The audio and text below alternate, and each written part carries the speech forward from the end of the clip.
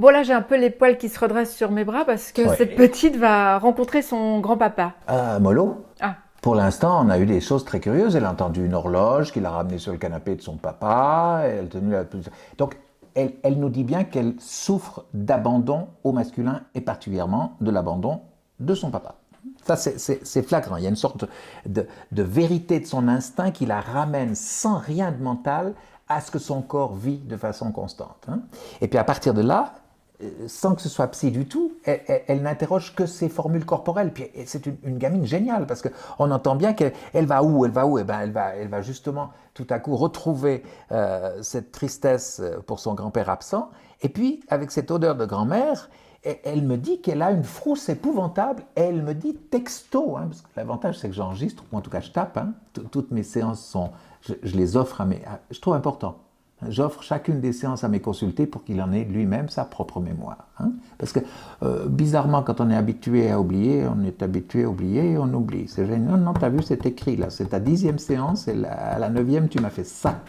Et là, elle me dit carrément, mais c'est texto, hein, je l'ai là, je l'ai écrit exprès, là, je viens de sortir sa fiche, hein, elle me dit comme ça qu'elle va trop loin, c'est-à-dire qu'elle sent qu'elle a peur, elle a une angoisse terrible d'aller si loin. Et tout à coup, elle sent que ça lui monte au cou. Elle se sent nouée. Alors, je peux lui demander la matière de son cou. Ça t'étonne, mais comme tout est matière et que tout est corporel, elle vient de créer une matière où elle se sent bloquée, elle a une crainte, une peur, une angoisse. Je peux l'interroger, cette angoisse. Elle me dit, j'entends des orgues. Bon, d'accord, elle entend des orgues. Et elle le dit texto, et ça c'est une des phrases clés hein, que j'ai soulignées, que j'ai mis en italique pour elle, et pour moi, parce que c'était vraiment la première fois. Hein, sur 20 ans, c'était la première fois que j'allais si loin. Elle me dit, je suis quand je ne suis pas née. Alors, ok. j'arrive pas à comprendre le lien Tu n'y es pas encore. de son manque. Ah. Tu n'y es pas. Son manque, c'est maintenant que tu vas le découvrir, parce que moi je ne le sais pas non plus. Je sais que son papa lui manque, mais elle me dit quand je ne suis pas née, je peux croire que c'est pendant sa gestation. Pas du tout. Parce que quand on va plus loin, elle va me dire tout à coup qu'elle se retrouve de nouveau avec l'orgue dans une église. Et dans cette église, elle se retrouve elle-même avec, comment est-ce qu'il faut dire ça? Une caméra, comme la tienne.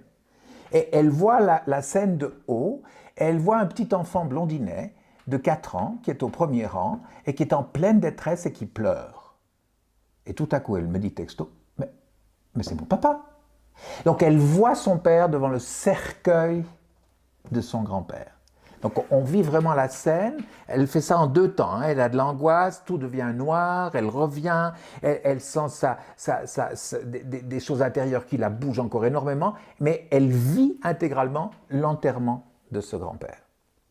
Et là, par rapport à ça, son angoisse est tellement forte, sa tristesse est tellement incroyable, que petit à petit, elle entend finalement pour la première fois une colère que personne n'a jamais réussi à extirper. C'est-à-dire que le grand-père, il est où? Il est mort. Mais ce petit papa de 4 ans, est-ce qu'il a vécu sa colère d'avoir perdu son propre père? Bien sûr que non. Mais il vient de la refiler à sa fille qui est en train d'observer la chose. Là, je vais même plus loin que la démarche que j'ai écrite. Mais ce qui est fabuleux, c'est que tout à coup, elle me dit, mais j'entends à l'intérieur de moi, dans cette colère, un boum. Elle me dit boum.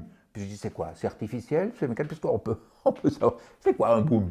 Elle me dit, c'est comme une machine qui s'ouvre. Et t'es en face, t'as une gamine de 12 ans, les yeux fermés, qui dit, ça éclate, ça sort, ça s'ouvre. Et tu vois tout à coup son sourire revenir. C'est-à-dire qu'elle a complètement sorti de sa gorge, de son corps. C'est presque un exorcisme hein, génétique. On vient d'enlever quelque chose qu'elle a reçu par, excuse-moi, mais par le sperme de son papa.